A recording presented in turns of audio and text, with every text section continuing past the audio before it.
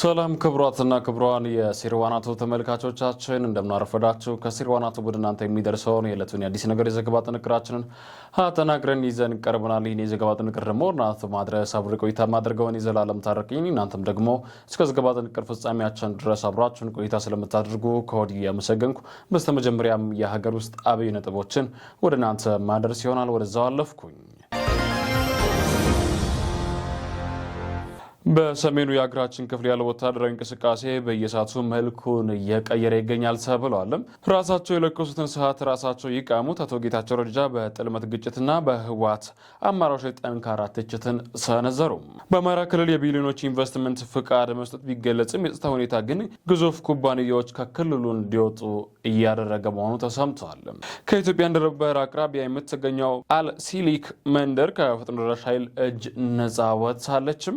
የተለያዩ የኢትዮጵያ ጉዞዎች እንዳሉ በዛሬው ዕለት ይታወቃል። በዛሬው ዕለት ግን ወደ ትግራይ የሚደረግ ማንኛውም በረራ መሰረዙ ታውቋል። እነዚህም በትንታኔ ዘገባዎችን የዘላለም ታረቀኝ ወደ እናንተ ማድረስ ይሆናል። አብራችሁን ቆይታ አድርጉ።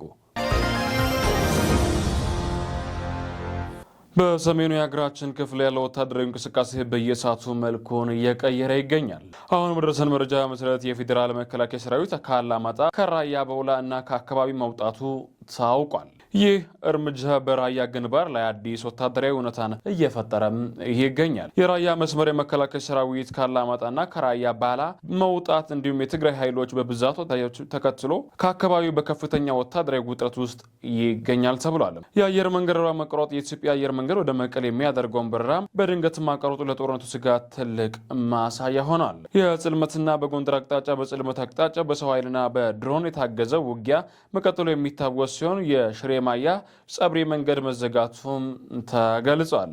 የጥምረት እንቅስቃሴ ፋኖች ኃይል ደግሞ በጎንደር ማይ ጸብሪ መስመር ላይ የመንግስት ረዳት ኃይል እንቅስቃሴን ለመግታት መንገዶቹን መዝጋታቸው ተሰምቷል። ይህ ሁኔታ የ2013ን ክፉ ትዝታ ዳግም እንዳይቀሰቅስ ብዙዎች በስጋት እየተጣበቁ ይገኛሉ። ሰላማዊ ሰዎች ለከፋ ጉዳት እንዳይጋለጡና ሰላም እንዲሰፍን ብርቱ ምኞታችን ነው ሲል መረጃ የሰጠን አካል ገልጿል። የጠቅላይ ሚኒስትር አብይ አህመድ የምስራቅ አፍሪካ ጉዳዮች አማካሪና የቀድሞ የትግራይ ክልል ጊዜያዊ አስረ ፕሬዚዳንት አቶ ጌታቸው ረዳ የፕሪቶሪያው ሰላም ስምምነት ተግባራዊ ለማድረግ የተያዙ ዲፕሎማሲያዊ ጥረቶች በግለሰቦችና በቡድን ስልጣን ጥቅም ምክንያት እንቅፋት እየገጠማቸው መሆኑን ገለጹም። አቶ ጌታቸው በፌስቡክ ገጻቸው በትግርኛ ቋንቋ ባስተላለፉት መልእክት ተፈናቃዮች ለመመለስና ግዛታዊ አንድነትን ለማረጋገጥ በሚል ስም ለህዝብ ዳግም ወደ ጦርነት የሚገቡበትን እንቅስቃሴ እየተደረገ መሆኑን አክለው ተፈናቃዮቹ በዘላቂ ሰላም መመለስና ዳግም ግንባታ ማካሄድ ከፍተኛ የፋይናንስ ድጋፍና የውጭ አካላት ተሳትፎ የሚጠይቅ ቢሆንም በአሁኑ ወቅት ሰላማዊ አማራጮችን በማጥበብ የትግራይ ዳግም የጦር ሜዳ ለማድረግ የሚንቀሳቀሱ አካላት ድርጊታቸውን እንዲያቆሙ አሳስበዋል።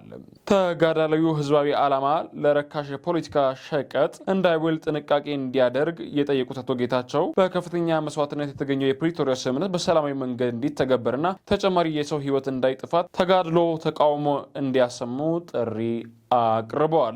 በመጨረሻም ፖለቲካዊና ወታደራዊ መሪዎች አሁን የጀመሩትን ወደ ሙሉ ጦርነት ሊያመራ የሚችለውን እንቅስቃሴ በአስቸኳይ እንዲቆም በማሳሰብ ራሳቸውን የለኮሱትን እሳት ራሳቸው ያሙቁት ሲሉ መልእክታቸውን ደምድመዋል ማለት ነው አቶ ጌታቸው ረዳ።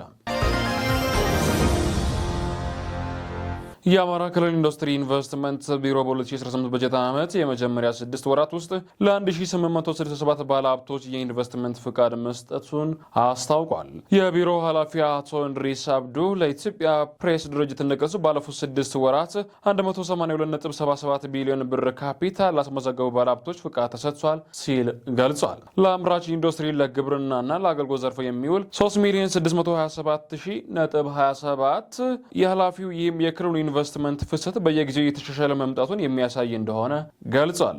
እንደ ቢሮው ኃላፊ ገለጻ እነዚህ የፕሮጀክቶች ወደ ስራ ሲገቡ ለወጣቶች ሰፊ የስራ ዕድል በመፍጠር የክልሉን ኢኮኖሚ ለማነቃቃት ትልቅ ሚና እንደሚኖራቸው አመላክተውማል። ይሁን እንጂ ይህ በእንዲህ እንዳለ በክልሉ ባለው የጸጥታ ሁኔታ ምክንያት ግዙፉ የጀርመን ሆርቲካልቸር ኩባንያ ሴክሌት ዋና ስራውን አቁሞ ወደ ጎረቤት ሀገራት መዞሩን ግንቦት 26 ቀን 2017 ዓ.ም ባወጣው መግለጫ ገልጿል። መጋቢት ቀን 2 2017 ዓ.ም አዲስ ስታንዳርድ እንደዘገበው በምዕራብ ጎጃም ዞን ኩንዝላ አካባቢ ለዓመታት ሲንቀሳቀስ የነበረው ሴልኬታዋን በክልሉ ባለው ግጭት ሳቢያ የሰራተኞቹን ደህንነት ማረጋገጥ ባለመቻሉ የምርት ጣቢያውን ወደ ኬንያና ዩጋንዳ ማዛወሩን አስታውቋል።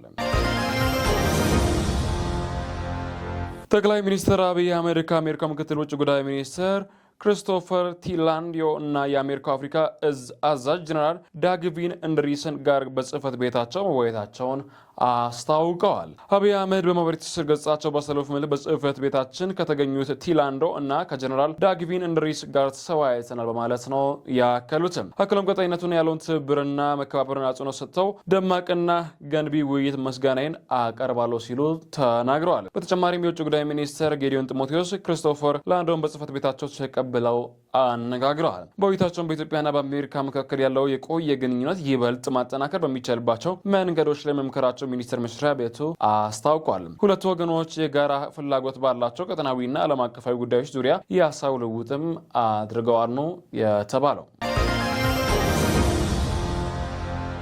ከኢትዮጵያ ድንበር አቅራቢያ የምትገኘው አልሲሊ ከመንደር ከፈጥኖ ደራሽ ኃይል እጅ ነጻ ወጣች። የሱዳን ጦር ኃይል ከኢትዮጵያ ድንበር አቅራቢያ ባሉ ናይል ግዛት የሚገኘው አልሲሊ የተባለ ስትራቴጂካዊ ስፍራ የሱዳን ፈጥኖ ደራሽ ኃይሎች ነጻ ማውጣቱን አስታውቋል።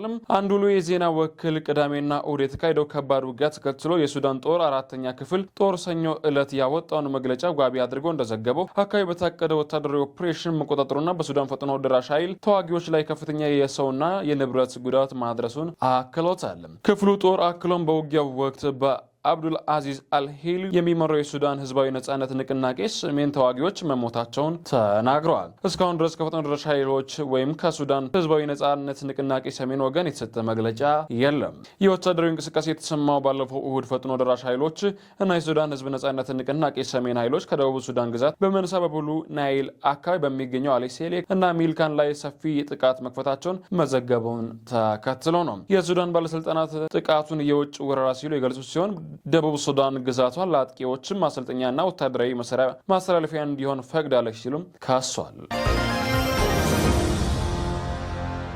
ሁለተኛው የጣሊያን የአፍሪካ ጉባኤ በአዲስ አበባ ይካሄዳል። ጣሊያን የሁለተኛው የጣሊያን አፍሪካ የመሪዎች ጉባኤ በመጪው የካቲት 6 2018 ዓ.ም በአዲስ አበባ እንደምትካሄድ የሀገሪቱን መንግስታዊ ማስታወቂያ ይፋ ተደርጓል። የጣሊያን ጠቅላይ ሚኒስትር ጆርጅ ሚሊዮኖ በየዓመቱ የመጀመሪያ ጋዜጣዊ መግለጫዎች ላይ እንዳስታወቁት ሁለተኛው የጣሊያን አፍሪካ የመሪዎች ጉባኤ ለመጀመሪያ ጊዜ በአፍሪካ ምድር በአዲስ አበባ ይካሄዳል ተብሏል። የጣሊያን ጠቅላይ ሚኒስትር ጆርጂያ ሚሊዮኖ በዓመቱ የመጀመሪያ ጋዜጣዊ መግለጫቸው ላይ እንዳስታወቁት ጉባኤው ለመጀመሪያ ጊዜ በአፍሪካ ምድር የሚካሄድ ሲሆን ከአፍሪካ ህብረት የመሪዎች ጉባኤ ጎን ለጎን በህብረቱ መንግስታትና የሀገሪቱ መሪዎች ጉባኤ ዋዜማ ላይ ይከናወናል ሲሉ ተደምጠዋል። የጉባኤው ፕሮግራም አክሎ በመሆን በክብር እንግድነት ይገኛሉ ተብሎ የሚጠበቁ ጠቅላይ ሚኒስትር ሚሊዮኖ የካቲት 7 ጠዋት በሚካሄዱ የአፍሪካ ህብረት መደበኛ ጉባኤ መክፈቻ ላይ ንግግር ያደርጋሉ ተብሎ ይጠበቃል። የጉባኤው ዓላማ ጣሊያን ከአፍሪካ ሀገራት ጋር ያላትን ስትራቴጂካዊ ግንኙነት ማጠናከርና እንደ አውሮፓውያን አቆጣጠር በጥር 2024 በሮም ይፋ የተደረገውን የማቲ ቅድ ግቦች ማሳካት መሆኑን መግለጫው